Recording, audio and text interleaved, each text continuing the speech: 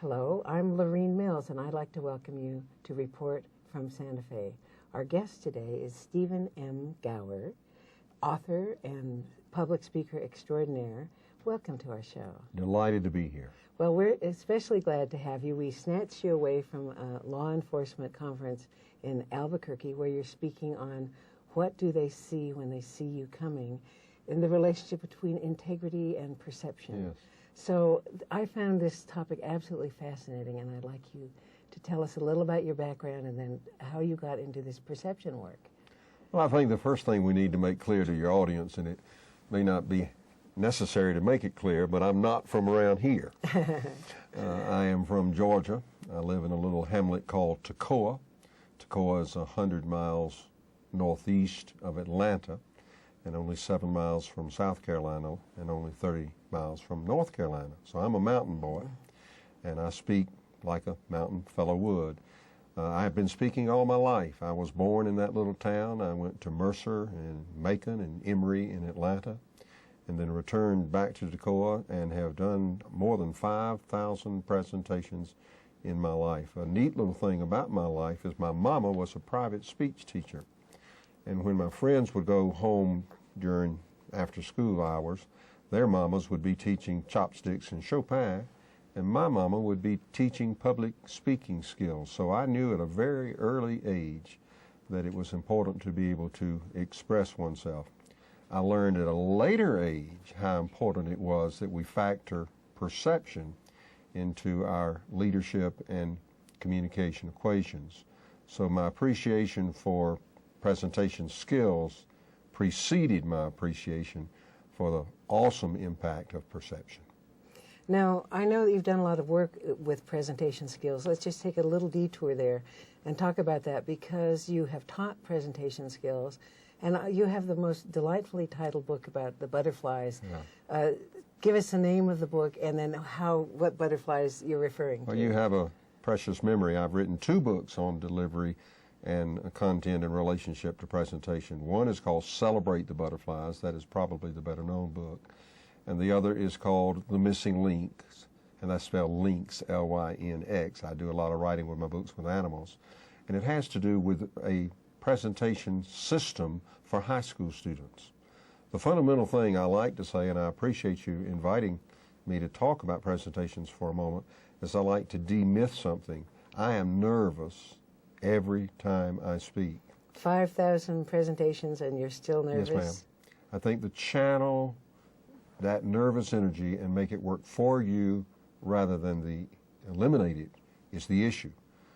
The issue is not to try to rid oneself of nervous energy.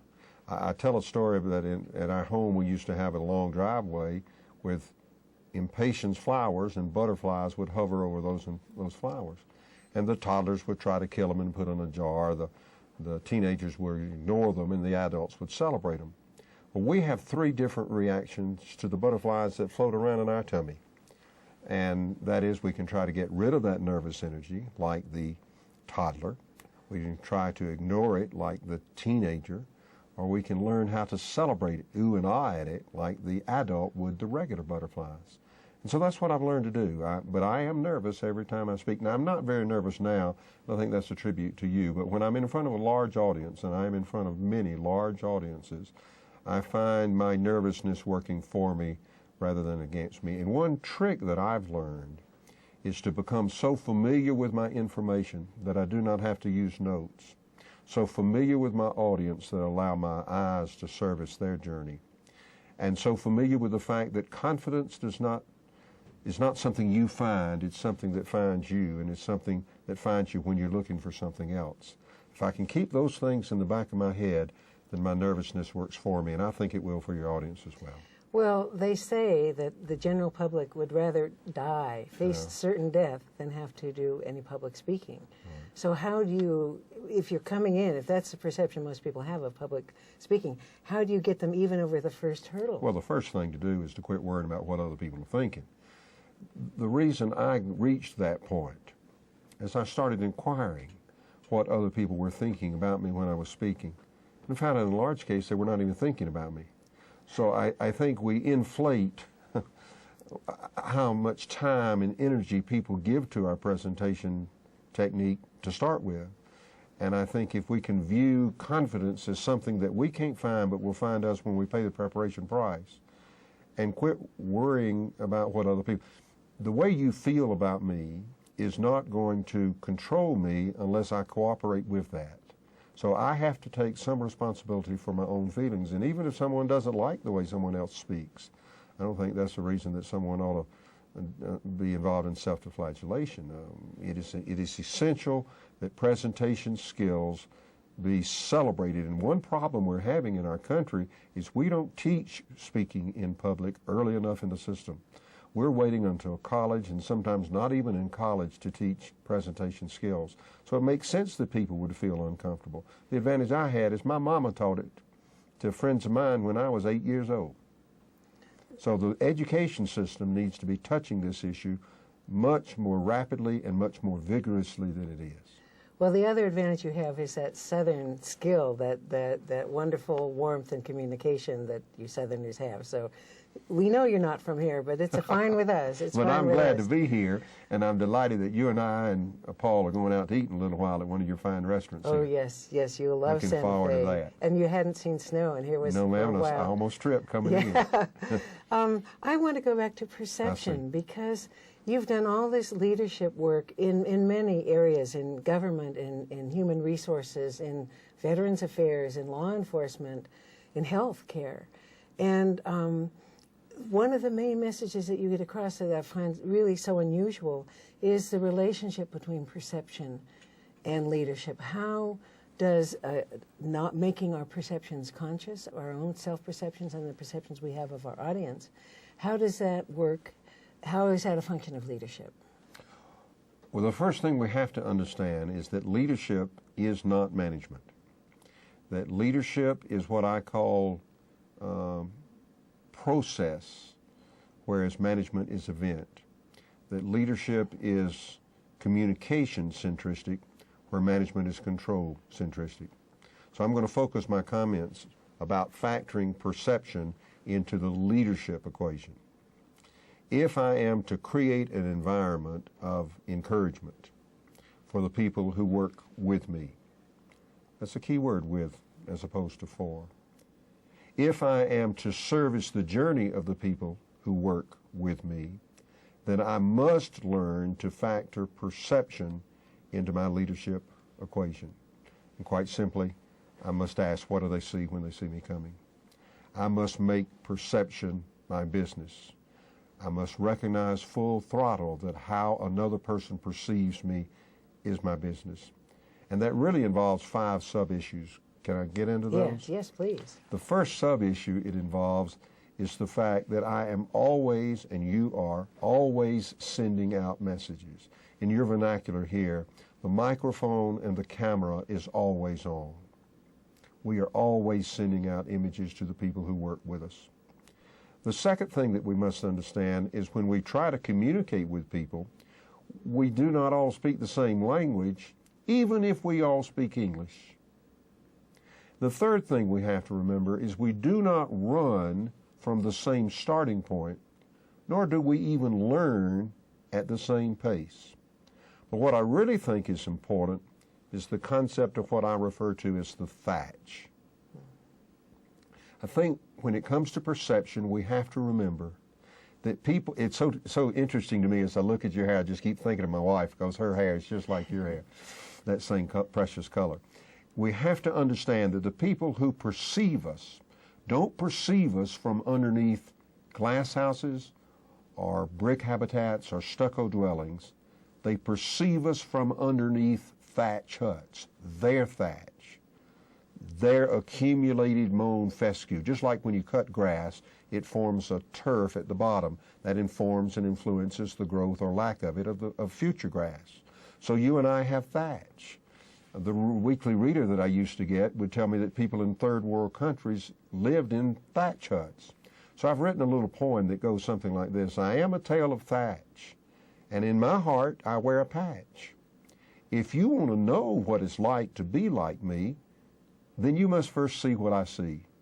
If you want to know what it's like to go where I've been, then you must go where I've gone. it's important for us to understand that if we are to grow, we must factor into the equation the perception of the other person. And we've got to remember that perception is driven by the perceiver. In other words, the way you perceive me now has more to do with you than it does with me.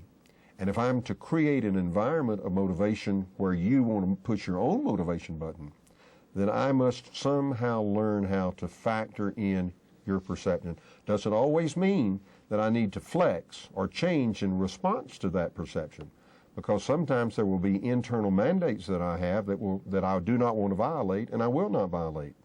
But on other times, there will be occasions when I will want to flex or change or modify. And in my studies of now 30 plus years and 5,000 plus presentations, I've seen two main hurdles that goof us up in relationship to the perception other people have of us. Can I tell a story about Istanbul, Turkey? A lady came up to me and said, "Mr. Gower, my boss always catches me doing wrong. He never catches me doing well." And I said, "Young lady, it's not that he catches you over here and doesn't catch you over here. He catches you doing both, wrong and well. It's just that when he catches you doing wrong, he translates his feelings into behavior. But when he catches you doing well, he assumes you know how he feels." Now, her perception was that he was catching her doing wrong and not well. And that was her perception. In reality, he was catching her doing both. It just was that he was translating his feelings of frustration and not translating his feelings of appreciation. And this is a fundamental issue in America today, where we are assuming that people know what we know, where we're assuming that people know what we wish they knew, or where we're assuming that people know how we feel. Assumption is a massive hurdle that keeps us from effectively factoring perception into the leadership equation. So we've got to learn to practice assumption avoidance, and before that we have to practice assumption awareness. Assumption minus articulation equals aggravation. People are getting frustrated with each other simply because one partner is assuming another partner knows what he knows what she wishes he knew, or knows how he or she feels. Now, you address this assumption problem from the context of leadership and a group. I'd like to take it one little step larger to our nation, the red states and the blue states. There's no dialogue there. Everyone is a prisoner of his or her own assumption about the other. So a great leader in your leadership seminars is able to do that in a group. How do we do that nationally? How do you get people out of their own assumptions to really think, you know, I like those red state people, I like those blue state people? How do you build those bridges? Well, there's a self-serving answer, and there is a not self-serving answer. The self-serving answer is to get people in those situations to hear this message. It doesn't have to be necessarily from me, but to think perception. The non-self-serving answer is that as an optimist, I think it's getting better. I think, because I do so much presentation work with the United States government, I think the issue of perception, of the awareness of the importance of perception. Now, whether or not people are willing to flex is still an open issue, but I think the awareness of perception is much stronger than it used to be. And I think if we will just be real people and take time to factor in the perception of others, and it's so easy to say this and so difficult to do it. One of my children said to my wife recently, reading one of my books, "Gee, Mom, Dad ought to read this." It was my book. It's so much easier to talk about it than it is to practice it. But if the centristic issue that we're addressing now is the political nature of this country, I am optimistic. And we were talking in the car in a more specific term than I can talk now, but I think some of the people that are in key positions might be able to help individuals flex. And I'm going to step one step further. Okay. International, because you just got back from Bahrain. You do a lot of international work. So, I think that people already no, well, this person is, from such a different country. I know that we have assumptions about each other. So in a way, there's more bridge building there because we just know I don't speak the language. I have no idea where this is. And I think there's something that transcends the language. Again, I don't want to be too personal, but I was leaving Turkey, and the young lady who had been my meeting planner and planned everything was crying as I was leaving. I think if we can just be real in front of each other, that is so important. I made the issue today that you heard that form minus force equals farce, that integrity is complete correspondence with oneself, that we've got to look like we sound. And there is a lot of talk in our country about being faith-centristic and faith-focused.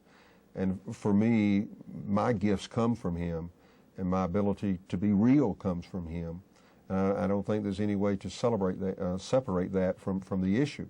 And I think if we can be real, I think there's something that transcends words. I think there is a presence that we can communicate, just like you are to me. You're not saying, golly, verbally, golly, I think you're interested in, I'm fascinating with what you're saying, but I see it in your eyes and see it in your spirit. So I think if we can be real with people, I think a lot of the Up With People, the cross-cultural stuff is very positive. Now we're going to leave people here because you've written how many books? I've written, in the process of finishing my 17 books. And a lot of the titles are animal images. Yes, so I'm glad you asked that. Oh, well, I happen to find them quite delightful. So please tell me and tell our viewers what some of them were. I know, okay. Well, you just take Well, it I love animals. We have a large office wall, and I'm deliberating now about buying yet another jungle picture, but it's a little expensive, so I haven't quite decided, and my wife will have to approve the purchase. But I love animals, and the one that comes to my mind first is a book I've written called Think Like a Giraffe, which has to do with reaching for the sky in relationship to creativity. Another one that I'd written is called Zebra Dazzle, How to Build Stunning Teams, and it patterns the zebra's behavior in relationship to building a team. Well, what is Zebra Dazzle? Zebra Dazzle, well, let me go with the dazzle part. Okay. People differ at their starting points. That's the D. A. I didn't know this was coming. People appreciate early on involvement. First Z. People zap when they are discouraged. Keep it simple, stupid should never be said. It ought to be keep it simple, smarty. We don't grow when you remind us how stupid we are. We grow when you remind us how smart we are. And the second Z stands for Zoom. The next L stands for people learn to excel at what they enjoy doing. And the E goes back to enjoy. People enjoy when they are encouraged. And the team concept is something that we do a lot of work with, and it's all centristic with Dazzle. Let me go to the other one, back to the Think Like a Giraffe. That has to do with the direction of our thinking, the discipline of our approach, and the reaching for the sky in relationship to the delight we bring to journey. And we go to the acacia tree, which the giraffe enjoys, and take off of that 3 leaves that we call glance, trance, and dance. And glance has to do with the direction of thinking, trance has to do with the discipline of approach, and dance has to do with the delight we bring to journey. And then quickly, other ones on animals are like a pelican in the desert, which is technically not an animal, and then the kangaroo factor. Dream big, think big, seize the moment. I just love animals. Would you tell them the origin of the word kangaroo? Yes, I'd be delighted. I tripped upon it. I was writing the book and I was researching the kangaroo factor, and I learned that the Aborigines and Koori were visited by the old Europeans. And the old Europeans inquired, we have seen this weird animal. It has large hind feet, an ostensible pouch. It bounces around. What is it called? And of course the Aborigines and Koori responded kangaroo. What I learned upon my research is the Aborigines' translation of kangaroo is I don't know. So when they were asked what the name of that animal was, they said, I don't know. Now, I've used that to mean that the technical name for kangaroo is macropodidae, which means large-footedness. So there is a way from moving, not knowing how to factor perception into the equation, to taking big-footed steps in relationship to factoring perception into the leadership equation. Worded another way, past performance does not have to be indicative of future results. But I learned that after I started writing the book. I would love to say I knew that before, but I didn't. I learned that when I was researching.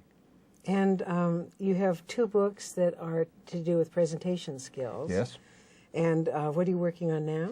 The book I'm working on now is a sequel to What Do They See When They See You Coming? And it is called Perception, Make It Your Business. And it's either 366 or more, I haven't decided yet, ways to practice the art of flexing. It's modeled after a book I've written called Have You Encouraged Someone Today? 366 Ways to Practice the Art of Encouragement. Well, how do you engineer what people see? You know, this is the core of what you were presenting today in Albuquerque. How do you engineer what people see when they see you coming? Well, the first thing you do is you understand that they're in the driving seat. Perception is driven by the perceiver. The second thing you do is you do a what, why, how model. What is it they're perceiving about me? Why are they perceiving that? Why do I need to consider flexing? And related to that, should I flex? I want to make clear that simply because a person perceives you another way does not mandate you should automatically flex. Now, we're going to stop on flex because I want to be sure that you mean responding, being flexible, capable of change. Yes. Is that what you mean? That's what I mean. Okay. I've written a book called Stretchability, How to Build Your Agenda for Growth. And in Stretchability, we talk about the art of flexing. Now, see, I am just doing what I talked about not doing today. And that is I'm assuming that someone knows what I mean by a term simply because I've been talking about it for 3.5 hours today. I'm assuming that your audience automatically knew. So again, my son would say, gee, Mom, Dad ought to read this stuff. But it is important to understand that if I am to flex, to change, then the first thing I have to do is examine my choices. I am a choice person. The first place I have to flex or change is in relationship to choices. Choices create circumstances. Choices change circumstances. Choices confirm circumstances. So I have to choose to become more alert in the area of the assumptions I make in relationship to the 3 legs I talked about where people know, wish, or feel. And so back to my the core of my question, which was how do we engineer that? Your first question is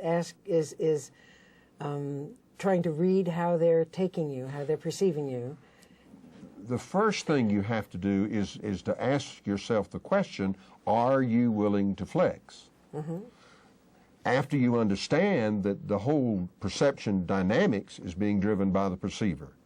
After you ask if you're willing to flex and you decide you are, what I was trying to say is you do a what, why, how model. Yes. What is the opportunity here?